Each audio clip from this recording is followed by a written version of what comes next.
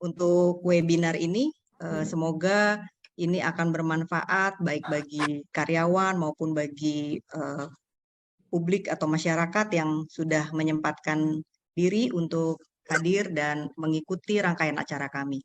Baik, sebelumnya kami perkenalkan dulu pembicara kita yang saat ini adalah Dr. Muhammad Syahrir dengan spesialis yaitu untuk saat ini SPKK sudah menjadi SPDV ya dok ya, jadi spesialis dermatologi venerologi dan juga ada magister kedokteran klinik.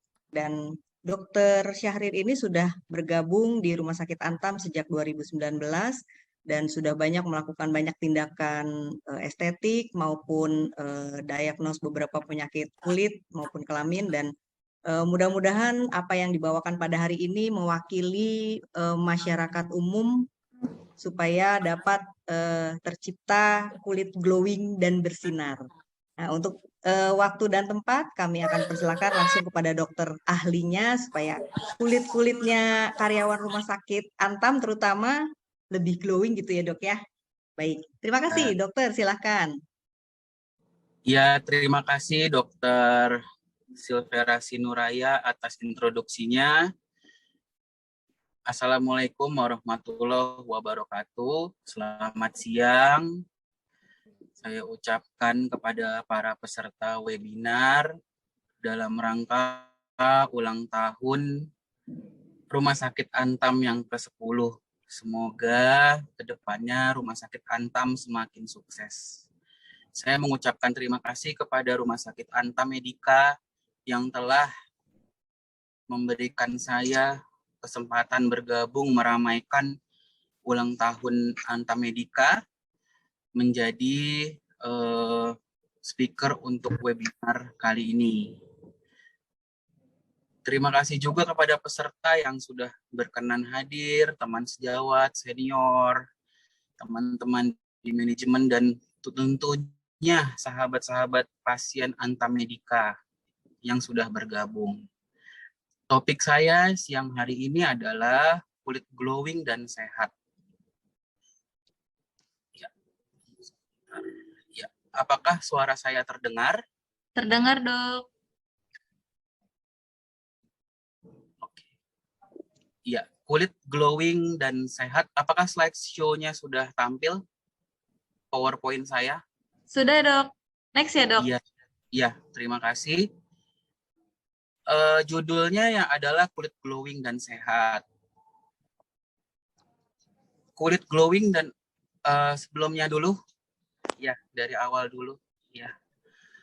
Kulit glowing dan sehat itu ternyata menjadi fenomena yang sangat digemari oleh masyarakat kita sekarang, terlebih adanya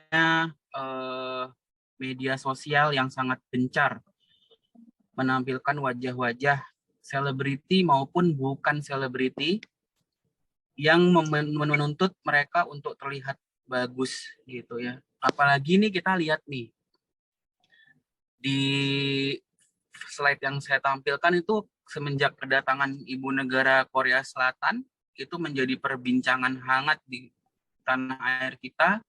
Di usianya yang 50 lebih, dia terlihat sangat kulitnya bersih, glowing ya, terlihat kencang. Dan juga artis kita nih dari Indonesia, Maudy Ayunda, sering sekali dia memposting tentang mukanya yang bare face, seperti tanpa make up gitu ya.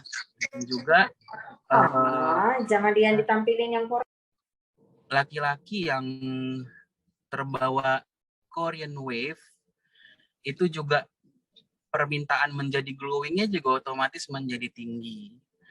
Jadi betapa peranan media ini sangat membuat persepsi di masyarakat, dan kami berharap dengan adanya webinar ini persepsinya harus benar bahwa kulit glowing itu didapat dari kulit yang sehat, bukan dibalik ya. Next slide.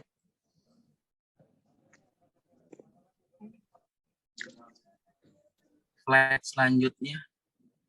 Ya. Jadi mengapa kita harus merawat kulit? ya bahwa untuk mendapatkan kulit yang sehat, yang berbuah glowing, kita harus tahu dulu pentingnya merawat kulit. Fungsi kulit yang pertama adalah pelindung tubuh, pengatur suhu tubuh, pembentukan vitamin D, indera praba, pengeluaran keringat dan sebum, dan persepsi dan ekspresi. Baru setelah semua fungsi-fungsi kulit ini terjalan dengan baik, maka akan mengakibatkan hasil yang berupa estetika yang baik pula. Jadi sahabat-sahabat Antam tentu jangan membalik, yang penting estetikanya bagus dulu. Fungsi-fungsi kulitnya urusan belakang. Saya harap tidak demikian. Karena pasti akan mengakibatkan efek samping seperti investasi bodong ya. Bagus di awal, belakangnya nggak bagus. Mudah-mudahan kita semua tidak seperti itu. Jadi ujung-ujungnya kalau sudah berbicara estetika yang berkaitan dengan glowing, maka akan meningkatkan kualitas hidupnya, kualitas hidup kita. Ya. Next slide.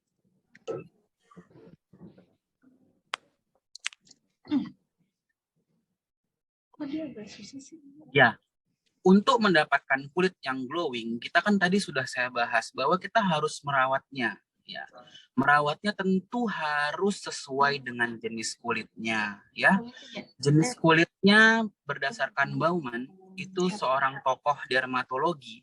Dia membaginya menjadi 4 nih garis besar, yaitu berminyak kering, sensitif resisten, flek tidak berflek, keriput, dan kencang. Tentu saja kita setiap manusia bukanlah robot ya. Tidak ada satu orang manusia yang benar-benar saya ini kering, saya ini sensitif. Semuanya berupa spektrum. Jika memang kita berbicara produksi minyak, maka bisa berminyak, menuju kering, ataupun normal. Jadi di tengah-tengahnya ada garis normalnya tentunya. Tapi tidak ada yang strict seperti robot gitu ya, kulitnya fix di satu tipe. Bisa seperti itu. Ya. Next slide.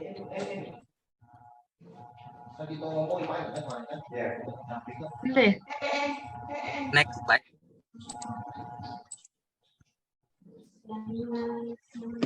Nah, Ya. terus Setelah kita mengetahui jenis kulit, maka kita selanjutnya memilih kita harus ngapain, perawatan kulitnya seperti apa. Nah, teman-teman sahabat Antam tuh nggak usah pusing.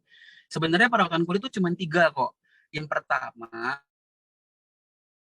cleansing atau pembersihan. Yang kedua, next, melembabkan kulit. Yang ketiga adalah proteksi atau melindungi kulit. Next. Iya. Jadi kita sebetulnya nggak usah repot-repot, udah mukanya bagus, dimacem-macemin tambah nggak bagus ya. Jadi prinsipnya hanya 3. Nah sekarang kalau kita pinter-pinter sendiri tanpa konsultasi dengan dokter, kita baca-baca sendiri, syukur kalau tepat. Karena kan kita juga tahu ya, ada produk-produk yang bisa dibeli bebas. Dan kita nggak bisa pungkiri, itu tentunya akan membuka kesempatan untuk terjadinya ini semua. Apalagi kita di Indonesia ya. Tulisan harus resep dokter aja bisa didapat di apotik. Jadi apa akibatnya jika menggunakan produk perawatan kulit yang tidak tepat? Yang pertama akan beresiko iritasi. Yang kedua alergi, menjadi komedo atau jerawat, pigmentasi atau malah jadi flek, maunya cerah malah jadi hitam-hitam, menjadi infeksi ataupun justru kanker. Contohnya pada penggunaan krim merkuri, bagusnya sesaat ya. Jadi kita semua nggak mau nih terjadi hal-hal ini. Ya, next.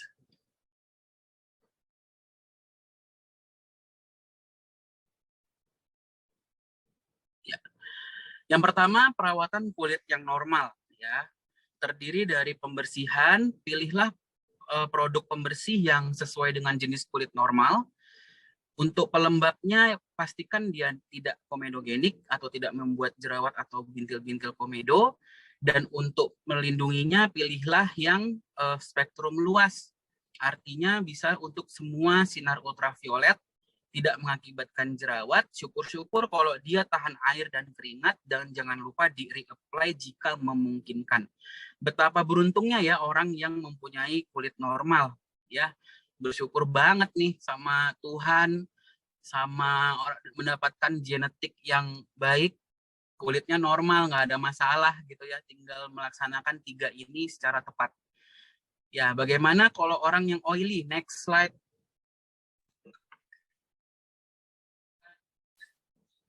Yang oily ya, 2 slide sebelumnya yang setelah normal skin. Sebelumnya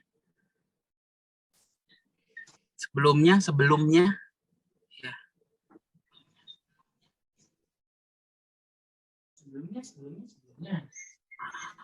Sebelumnya terlalu cepat dipencet. Ini.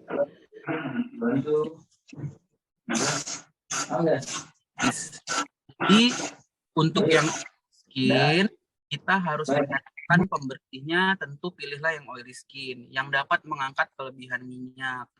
Misalnya yang mengandung salicylic acid, ya betul. Ya, kemudian untuk pelembabnya juga gitu. Pilihlah yang water base, yang berupa gel atau lotion. Ya, slide-nya yang setelah normal skin, gambar wajah oily skin. Ya. Sebelum ini. Mohon maaf ya dok, sebentar ada gangguan teknis. Ya, untuk proteksinya tentunya juga demikian. Jangan sampai nih orang yang oily make kosmetik yang atau proteksi atau sunscreen yang justru berat ya. Apalagi misalnya tinted misalnya ya, malah jadi kacau lah ini semua ya, menjadi jerawatan. Yang tadinya oily doang gitu ya, oily saja malah jadi muncul komedo atau jerawat. Karena kita tahu kalau salah satu penyebabnya adalah minyak berlebih ya pada terjadinya jerawat. Ya, next slide yang gambar kulit merah dan kering itu adalah kulit kita salah satu individu yang merah dan kering sebelumnya. Ya. Kemudian kalau dia kering maka tidak akan menghasilkan kulit yang glowing. Karena bayangkan saja kulit yang glowing itu tentu artinya adalah pantulan sinar yang kita lihat dari wajah seseorang. Jadi kalau kering pasti kelihatannya dull atau tidak bersinar ya. Maka kalau kering hindari penggunaan air panas. Kemudian tidak terlalu sering cuci muka misalnya. Pilihlah pencuci pembersih wajah yang sangat lembut, minim busa ataupun tidak ada busa, bahkan sudah mengandung pelembab. Untuk moisturizer-nya tentu itu sangat penting. Pilihlah yang sudah formulasinya baik, tidak komedogenik ya. Untuk proteksinya itu sama. Pilihlah yang sudah ada pelembabnya, banyak sekali sekarang ya. Pelembab-pelembab atau sunblock yang sudah ada pelembabnya.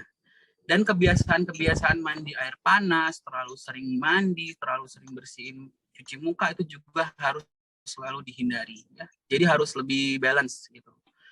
Nah, ini gambar ini adalah gambar kulit sensitif. Kulit sensitif itu artinya kulitnya gampang merah, gampang cekit-cekit, gampang terkelupas. Terkadang ini perlu untuk pemeriksaan oleh dokter ya. Kemudian pada kulit yang sensitif ini dan juga yang kering itu harus perbaiki barrier kulitnya ya, harus diberikan soothing agent dan sebisa mungkin few ingredients ya. Slide-nya boleh dibesarkan, slideshow ya. Selanjutnya adalah gambar dari kulit yang bermasalah. Nah, sahabat Antamedica, saya ingin menjelaskan bahwa pada kulit-kulit yang tidak bermasalah, tentu sahabat Antamedica bisa menggunakan produk yang terjual bebas di pasaran. Asalkan sahabat Antamedica membacanya dengan baik, apakah sesuai dengan jenis kulit saya? Apakah sesuai dengan kebutuhan kulit saya? Nah, sekarang kalau misalkan kulit kita bermasalah, apakah kita bisa menggunakan obat-obat, produk-produk kosmetik yang dijual di pasaran?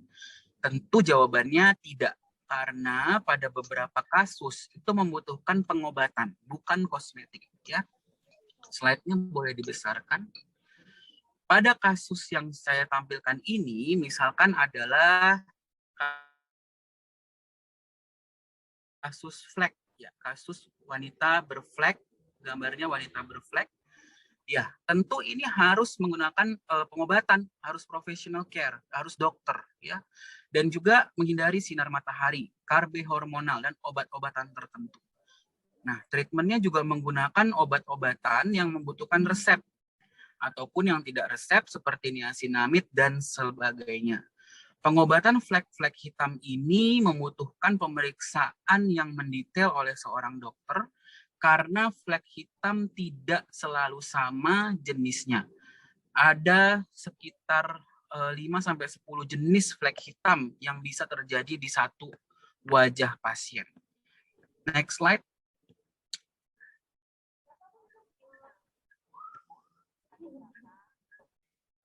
Ya, pada kasus berikutnya adalah kerut. Ya, kerut yang akibatkan oleh sinar matahari atau photo aging itu, ya, kalau pencet satu kali aja mungkin, ya. Yang kulit kerut itu karena matahari itu harus juga profesional dokter. Nggak mungkin kalau kita mengoles-oles kosmetik yang ada dijual bebas itu bisa menghilangkan kerut gitu ya. Kemudian hindari sinar matahari, merokok, alkohol, polusi, dan stres yang saya yakin sahabat Antam itu udah pada pintar-pintar melakukan perilaku hidup sehat. Ya, karena kalau tidak ya kita hanya memandangnya dari kulit saja. Padahal kulit itu sebagai organ ya. Kemudian untuk treatmentnya itu untuk yang photo aging atau penuaan kulit seperti ini itu membutuhkan pengobatan yang diresepkan. Jadi harus oleh dokter. Nah, gambar ini membuktikan betapa kuatnya sinar matahari merusak kulit kita. Pasien ini sudah sangat terkenal nih kalau di seminar-seminar dermatologi atau seminar kulit atau estetika. Ini sebelah kanan dia tuh selalu terkena matahari. Kebetulan dia seorang pengemudi ya, pengemudi supir ya. Next slide. Kemudian kasusnya adalah yang jerawat. Jerawat juga demikian. Pada kasus-kasus yang jerawat, tentu harus dengan pengobatan dokter. Pada kasus yang ringan, yang hanya oily saja, mungkin bisa dengan kosmetik yang dijual bebas. Tapi jangan coba-coba untuk mengobati jerawat yang seperti gambar ini sendirian. Karena bakalan bisa mengakibatkan efek-efek samping yang tidak diinginkan. Ya. Dan pencetus-pencetus jerawatnya juga dihindari, misalkan makanan, minuman, obat-obatan, kosmetik, dan lain sebagainya. Mengapa membutuhkan pengobatan dokter? Karena pasien-pasien yang jerawat seperti ini membutuhkan pengobatan yang membutuhkan resep dokter dan pemantauan ketat. Ya. Next slide. Nah, ini mungkin yang paling menarik nih dari sahabat Antam yang ikut sekarang. Biasanya udah terpapar dari begitu banyak media tuh ya, bahkan kadang-kadang ketemu dokter tuh udah langsung ceritanya treatmentnya apa, langsung nanya efek samping apa segala macam, padahal belum tentu cocok. Jadi jika kita sudah merawat kulit secara rutin dan cocok sesuai dengan kondisinya, maka tindakan itu juga harus tindakan untuk mengglowingkan kulit juga harus dilakukan di klinik. Misalkan tindakan yang menggunakan alat berupa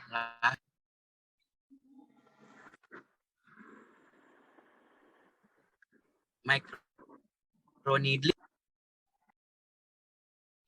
ya, kemudian PRP yang di yang dikombinasi dengan microneedling.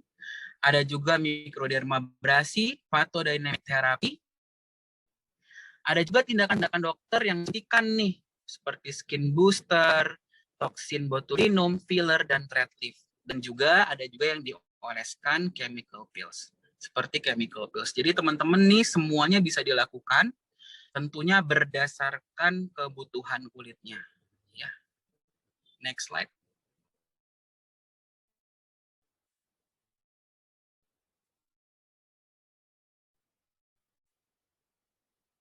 Sudah menggunakan semua perawatan harian di rumah, lalu tindakan doing, aura yang baik itu juga dihasilkan dari inner beauty atau perilaku kita yang baik. Tentu kita juga harus manage stres kita ya, dan juga pada akhirnya kita juga bisa menghasilkan kulit yang glowing secara keseluruhan. Nah, ini juga ada antioksidan dan suplemen untuk kulit seperti vitamin A, C, E, dan K, glutathione, ya, alpha lipoic acid, astaxanthin, CoQ10, dan lain sebagainya yang sangat ilmunya berkembang. Ya, next slide. Ya, mungkin webinar saya sudah semua saya sampaikan ya. Nah, saya berharap lebih banyak tanya jawab nih. Ya.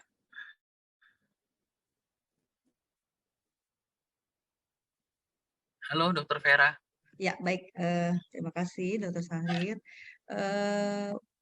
Sangat menarik ya. Kita punya pembahasan, apalagi tadi saya ada sempat dengar mengenai justru malah nggak boleh sering cuci muka itu ya dok ya. Padahal kan kita sebenarnya cuacanya termasuk cuaca di iklim tropis ya dok ya. Berarti apakah memang pure itu tidak boleh kita kena terpapar cuci atau air atau bagaimana nih dok? Apa hanya boleh dengan toner dan sebagainya gitu dok?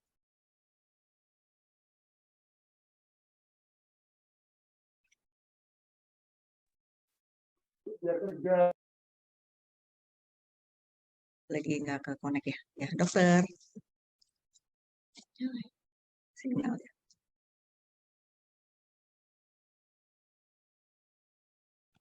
Ya mungkin teman-teman kalau memang ada yang mau ditanyakan bisa dimasukkan ke dalam kolom chat supaya nanti bisa kami bacakan. Kemungkinan ini wifi-nya belum tersambung ya.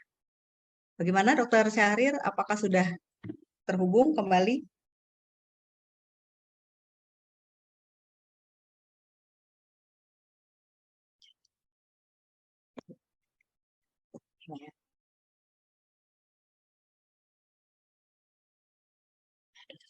Ya, keluar dulu ya biar masuk ya. Oke, oke. Iya, silakan dokter. Dokter Syahrir. Ya, sorry Ya. nih. Oke, iya dokter. Sudah terhubung, Dokter sudah terdengar Vera. suaranya dok? Ya, sudah Iya. terdengar. Ya, baik dokter. Tadi sempat ada yang menyampaikan waktu dokter masih memaparkan. Jadi ada yang mengenai tidak boleh terlalu sering malah cuci muka. Sementara kan kita iklimnya tropis ya dok. Apakah memang benar-benar kita tidak bisa melakukan itu lebih sering setiap keringat atau setiap beberapa jam sekali atau hanya boleh dengan toner saja gitu dok? Oh Silakan iya. dok. Ya, terima kasih pertanyaannya. Jadi untuk cuci muka, tentu yang direkomendasikan adalah 2 kali per hari. Ya, pada kondisi-kondisi tertentu pada kulit yang kering, jika sangat kering, itu cukup malam hari saja bisa sebetulnya. Jadi sangat-sangat individual sebetulnya. Kadang-kadang karena cuci muka ini saja salah, kulitnya itu justru jadi rusak gitu loh. Padahal produknya udah bagus misalnya. Tapi karena cuci mukanya perilakunya salah, jadinya hasilnya jelek. Jadi sangat individual sekali.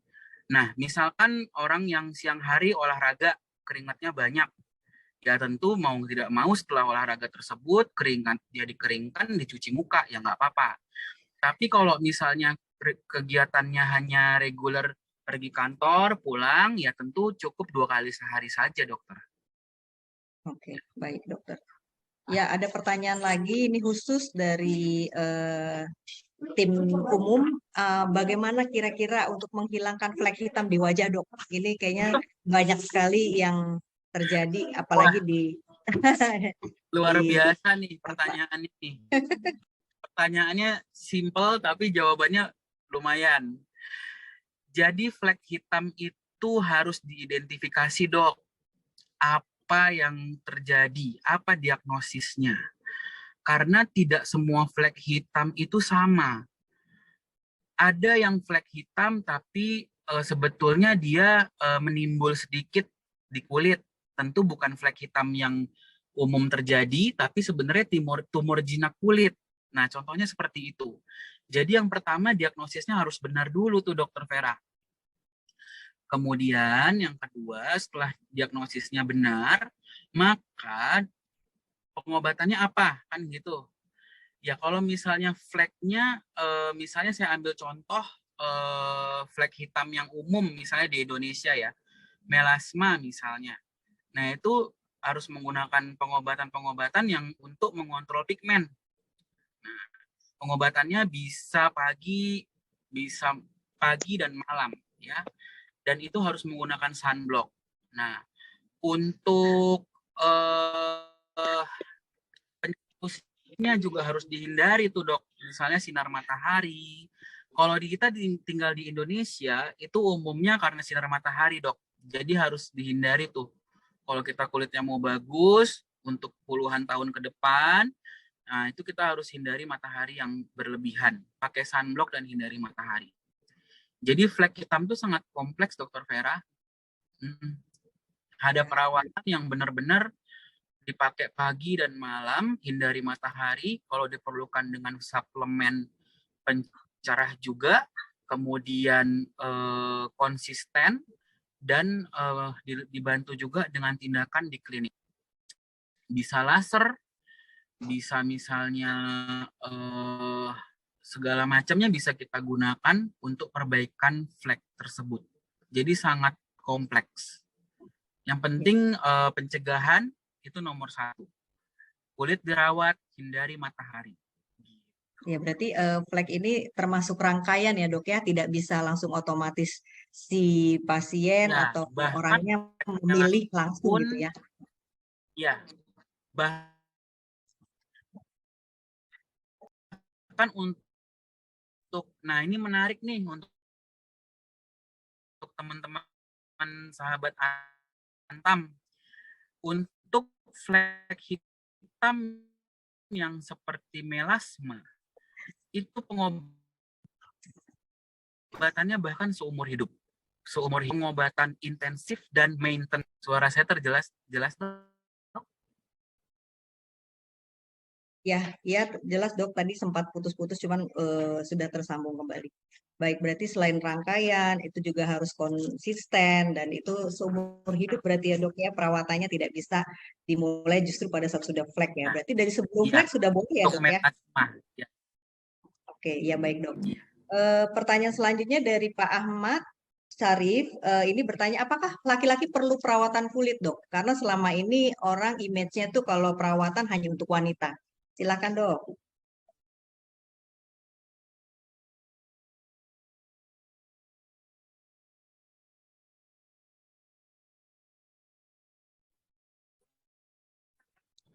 Ya.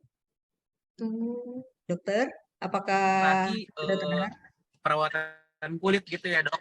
Iya, apakah laki-laki memerlukan Ya, perawatan, Dok?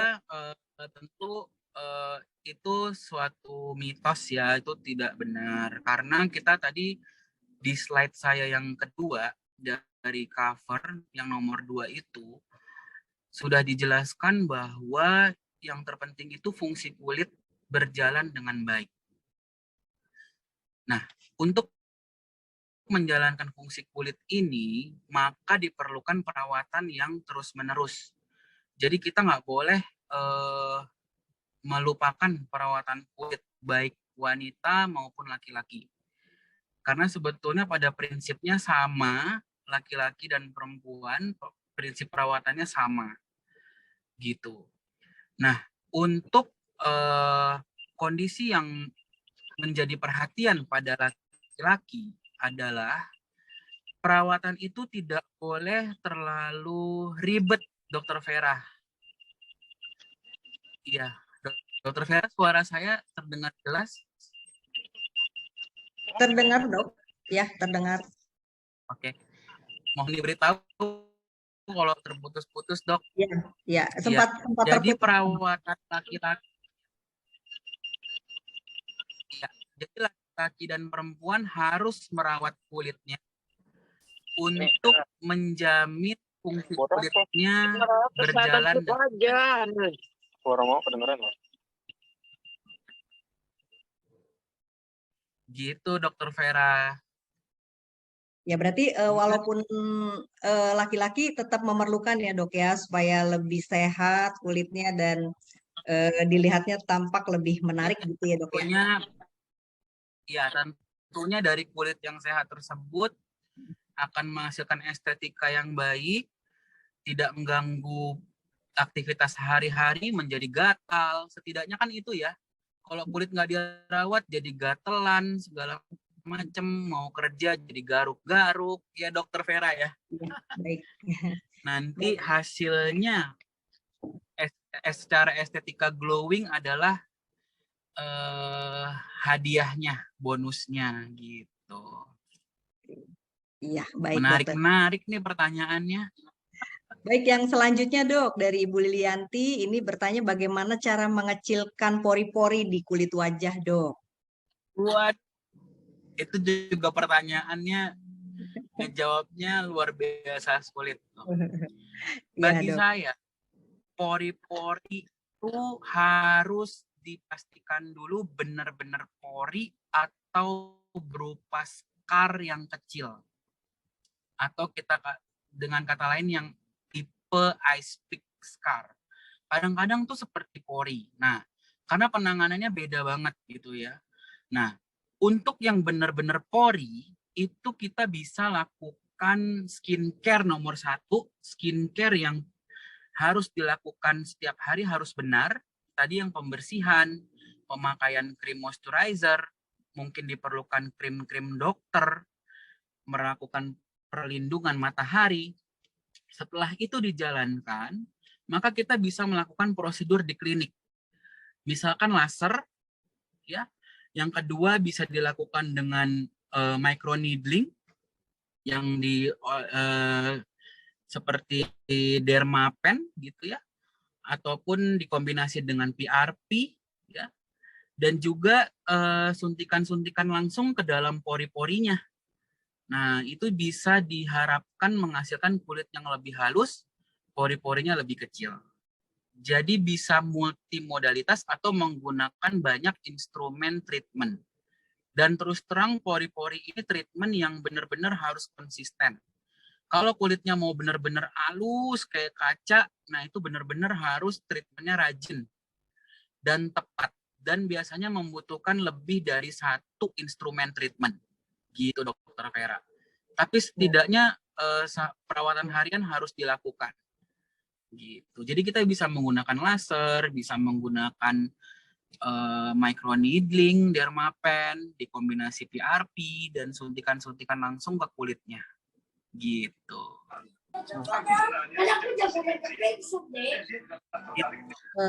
Baik, Dok. Untuk pertanyaan selanjutnya nih, Dok, masih banyak nih pertanyaannya. Mudah-mudahan kita bisa ya, menarik. Mudah-mudahan masih pada ini, udah pada makan siang.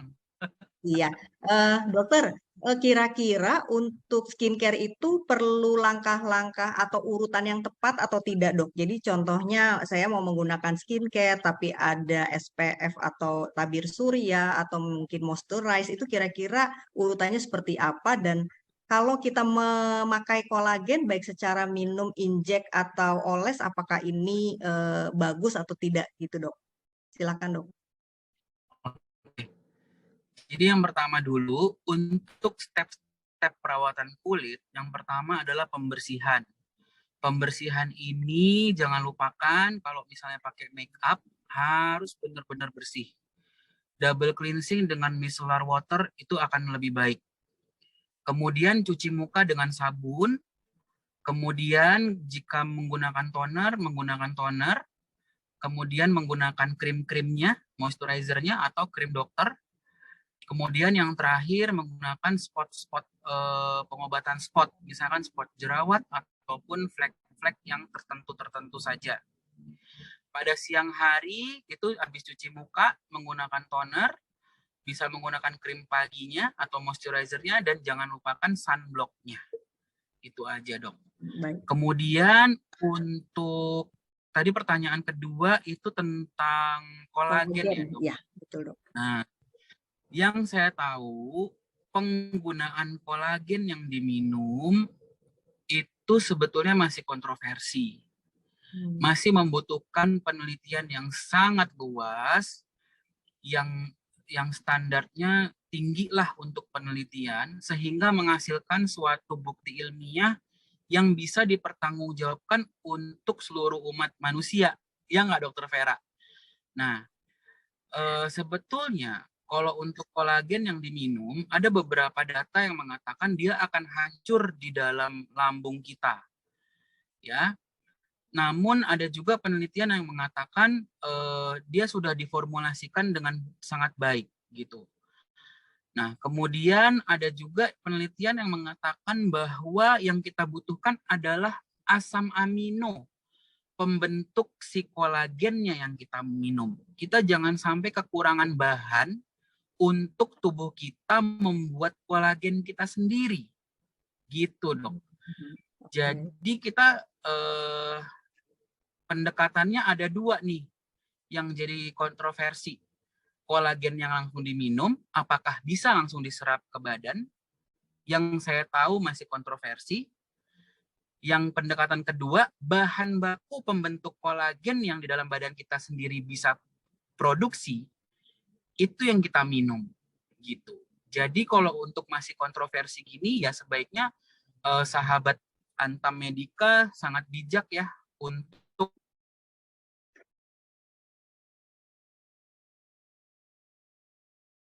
halo, Dok, terputus. memilih produk, apakah harganya bisa sangat mahal tuh, Dok? Ada makanan tertentu nggak, Dok, yang kandungannya memang tinggi kolagen, Dok? Gimana, Dokter Vera? Ada kandungan atau makanan tertentu yang memang kandungan kolagennya tinggi, Dok?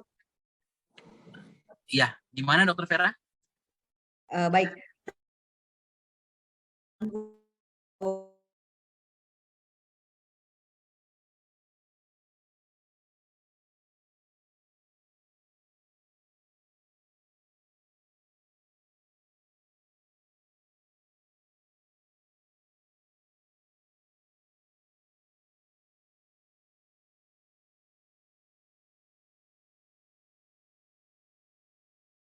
Dari sapi itu kan udah berupa kolagen tuh langsung. Sebetulnya kita makan kolagennya sapi gitu loh.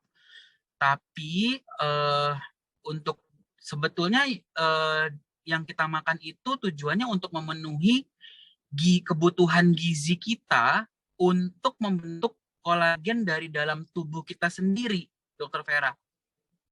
Gitu.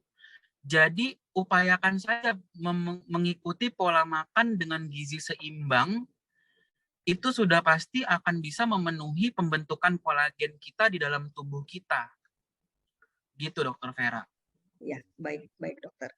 Baik, untuk pertanyaan selanjutnya nih, Dok, untuk bumil atau busui, apakah boleh menggunakan krim perawatan atau yang promil? Silakan, tentu saja boleh, Dokter. Tentu saja ada boleh. Ada kandungan khusus, Dok, yang harus dihindari? Iya, jadi untuk krim-krim pastikan pada sahabat Antam Medika yang ingin menggunakan krim dokter, tanyakan kepada dokternya apakah mengandung bahan-bahan yang tidak boleh untuk orang hamil. Misalkan satu hidrokinon, yang kedua retinoic acid. Paling enggak dua itu aja yang tidak boleh ada di dalam kandungannya. Dan satu lagi steroid. Steroid itu juga pada umumnya tidak boleh digunakan dalam skincare. Gitu. Kecuali pada kondisi tertentu kadang-kadang dokter bisa menggunakannya, tetapi pada kondisi ibu hamil dan promil sangat dihindari. Gitu. Ya, baik, Gitu Dokter Vera. Baik dok. Untuk pertanyaan selanjutnya, apakah untuk masalah infus pemutih nih dok, apakah itu efektif dan bisa mencerahkan atau sebenarnya dihindari dok? Untuk infus brightening atau whitening. Untuk infus whitening itu juga sampai saat ini tidak ada kesimpulan ilmiah yang benar-benar mengatakan bahwa di infus bahan tertentu akan jadi cerah. Itu nggak ada, tidak ada kesepakatan untuk mengatakan demikian. Karena dibutuhkan penelitian yang lebih besar juga dari segi hasil dan safety-nya, keamanannya. Walaupun beberapa data mengatakan bahwa misalkan suntik vitamin C, suntik glutathione, itu mengakibatkan kulit kita cerah, tetapi itu tidak bisa dijadikan patokan bahwa itu akan aman untuk semua orang. Jadi harus hati-hati banget. Konsultasilah dengan dokter, gitu dok. Ya, memang beberapa data mengatakan bahwa misalkan kita menginjeksikan glutathione itu akan pencerahan, mengakibatkan pencerahan. Ya memang iya, ada beberapa pasien yang akan cerah, tetapi dari segi medis itu tetap memerlukan perhatian khusus untuk dari segi safety-nya. Gitu dokter. Ya, baik dokter. Oke dokter, untuk pertanyaan selanjutnya mengenai cuci muka dok. Kalau kita cucinya pakai sabun sekalian waktu mandi boleh nggak dok? Atau sabunnya harus khusus? Ya, cuci muka sabun khusus cuci muka sebaiknya. Karena sabun cuci muka itu sudah diformulasikan pH-nya, kadar surfaktannya itu lebih, atau pembersihnya itu zat kimianya sudah lebih bersahabat untuk kulit wajah kita. Jadi sebaiknya tetap pilih sabun cuci muka untuk wajah. Gitu. Ya, baik dok. Lalu ini ada pertanyaan juga, kalau suntik injeksi titanoil dengan Vitse dan kolagen, ini mungkin maksudnya multiple ya dok ya, langsung diinjeksi dalam satu waktu dengan kolagen juga, ini aman nggak dok untuk sekaligus disuntikan ke tubuh orang? Sekali lagi saya harus berbicara berdasarkan data. Nah, untuk praktek-praktek yang menginjeksikan bahan-bahan yang tersebut tadi itu sebetulnya masih dalam penelitian dari segi aspek hasil dan keamanan. Jadi harus hati-hati nih sahabat Antam, karena masih terus kontroversi untuk hal tersebut. Gitu. Ya, baik. Pertanyaan lanjutan nih dok. Ini kan produknya BPOM. Dok, untuk vitamin C itu boleh berapa banyak dok dikonsumsi? Karena sekarang kan orang mudah sekali ya injeksi, itu kan bisa sekitar 500 mg, bahkan ada yang 1 gram gitu. Apakah itu sesuai atau tidak dok? Injeksi Vit C atau minum? Kalau kita berbicara rekomendasi vitamin C harian kan cuma sekitar 70 sampai 75 kan? Ya. Ya sudah, jadi silakan kita berpikir gitu. Iya. Satu lagi nih dok. Karena khawatirnya kan ini menjadi kristal digital ya. Oke, baik dok. Iya, baik dok. Untuk pengaplikasian retinol nih dok, karena di iklan banyak sekali nih dok, mengandung retinol. Jadi kita nggak tahu nih apakah ini produk yang cocok atau bisa digunakan oleh secara general atau secara umum setiap wanita atau setiap kulit wajah gitu dok. Jadi kira-kira apakah retinol ini aman dok? Ya. Jadi saya ingin jelasin bahwa retinol itu memang sudah banyak publikasinya, bukti ilmiahnya untuk mengatasi tanda-tanda penuaan. Misalkan kerutan halus, dia juga ada efek pencerahan. Nah, itu sangat baik retinol ini. Cuman, pada beberapa pasien kadang-kadang tidak bisa mentoleransinya. Karena efek retinol ini ada efek pengeringan kulit yang sifatnya sebetulnya sementara. Nanti kulit kita akan membentuk buffer atau keseimbangan pH di dalam kulit untuk mengcounter itu. Nanti kulitnya akan bagus diiringi dengan regenerasi kulit yang baik. Jadi kalau tipsnya kalau pakai retinol itu mulailah misalkan 2 hari atau 3 hari sekali dulu, diselingi dengan moisturizer yang cocok. Kemudian, apakah semua orang pasti cocok dengan retinol? Jawabannya tentu saja tidak. Karena bisa saja orang tersebut alergi terhadap retinol. Gitu, Dokter Vera. Dan jangan lupa nih, pada pengguna-pengguna retinol, untuk selalu menggunakan sunscreen-nya dan hindari mataharinya. Ya. Oke, dokter. Baik, Dok. Pertanyaan terakhir, cuman orangnya tidak mau disebutkan namanya. Apakah di Rumah Sakit Antam bisa melakukan hair removal seperti yang ada di tempat-tempat lain? Jadi mungkin dia ada di area-area khusus, bulunya mungkin ingin dihilangkan. Apakah di Antam bisa, Dok? Ya, untuk di Antam, untuk saat ini kita belum bisa support untuk hair removal ya. Itu membutuhkan alat yang khusus untuk hair removal tersebut dan membutuhkan konsistensi treatment ya. Di Antam Medika ada dokter SPKK yang kolega saya yang sudah menggunakan IPL juga tuh. Kan ada di IPL, Dokter Vera. Iya, Dok. Ya, jadi kita sudah punya alat IPL yang mungkin bisa membantu hair removal. Gitu, Dok. Berarti bisa dilakukan oleh mungkin dengan tenaga yang lain ya, Dok ya, dengan dokter yang lain. Berarti bisa dilakukan di Antam gitu ya, Dok. Kita ada alat IPL di Antam Medika. Iya. Ya. Bisa baik. Untuk hair removal harusnya, iya.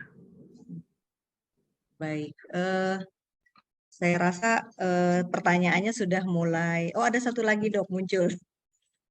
Selamat siang, Dok, dari Budia. Saya tanya seberapa aman ini penggunaan Roakutan untuk mengobati jerawat? Silakan, Dok. Oh iya, Roakutan di Indonesia adalah ilegal. Baiklah, Dok. Oh, berarti belum BPOM dan lain-lain ya, Dok ya? Tapi mungkin efeknya sangat cepat dan mungkin sangat membantu bagi yang menggunakan gitu ya. Jadi kira-kira di luar negeri itu justru legal. Di luar negeri legal, Dok. Oh, oke. Untuk pengobatan jerawat yang tidak membaik dengan pengobatan topikal, pengobatan oles-oles, pengobatan krim maksud saya, itu bisa dibantu dengan Roakutan tadi gitu. Tapi di Indonesia itu ilegal. Baik. Saya rasa benar-benar ini pertanyaan sudah selesai semuanya. Kalau untuk kecantikan sih rasanya kalau diikutin ini bisa sampai 2 jam lagi nih, Dok. Banyak pertanyaan dan banyak sekali keingintahuan dari peserta. Jadi kita harus mengakhiri acara ini karena memang waktu ditentukan. Terima kasih Dokter Syahrir dan untuk penjelasan ke depannya bahwa di Rumah Sakit Antam juga bisa melakukan beberapa tindakan yang tadi sudah disebutkan oleh Dokter Syahrir. Kita sudah memiliki laser maupun radiofrekuensi, mikroneedle, dan kita bisa melakukan PRP seperti yang dilakukan di rumah-rumah sakit lainnya. Jadi kami sangat berharap jika para audiens yang kira-kira ingin berkunjung ke poliestetik kami, silakan untuk berkonsultasi supaya kira-kira perawatan yang dibutuhkan bagi masing-masing Bapak Ibu mungkin akan disesuaikan dengan yang diperlukan untuk terapinya. Baik, selamat siang. Sebelum kita di sana, Dokter Vera. Iya, Dok. Kenapa, Dok? Ada 3 dokter karena oh iya, kita ada dokter kulitnya, kita ada Dokter Liz, ada Dokter Harry, dan semuanya mumpuni untuk melakukan banyak tindakan yang kira-kira audiens mungkin ingin lihat atau bisa browsing di Rumah Sakit Antam, silakan mengunjungi web kami karena di sana ada begitu banyak keterangan mengenai dokter-dokter yang ada di Rumah Sakit Antam. Baik, sebelum kita menutup, mungkin boleh on cam semua supaya kami bisa screenshot dan foto. Bagi seluruh peserta, mohon di on cam semuanya. Karena ini ada beberapa halaman, jadi mohon bersabar, kita akan semua buka dulu. Jadi kita akan mengambil take-nya sekitar 3 kali. Baik dari yang GP atau yang lainnya, kecuali masih di jalan ya. Baik, terima kasih sudah on cam. Saya mulai foto ya. Untuk slide pertama. 1, 2, 3. Baik. Saya lanjut ya ke slide kedua. 1, belum ada on cam nih, masih ada yang tutup. Oke, baik. Kita mulai ya. 1, 2, 3. Siap. 1 slide lagi. 1 slide lagi. Mohon bersabar Bapak Ibu, kan tadi sudah makan siang ya. Baik. Oke, 1, 2, 3. Siap. Oke, terima kasih Dokter Budi, Dokter Lili, Pak Petrus, Ibu Endang, dan semua audiens yang sudah bersedia meluangkan waktu. Terima kasih, Dok. Terima kasih Dokter Kartika juga. Terima kasih, Dokter Sari. Ya. Sampai jumpa. Jangan lupa besok ada lagi webinar pagi. Baik, izin saya tutup webinarnya. Selamat siang. Siang, Dokter.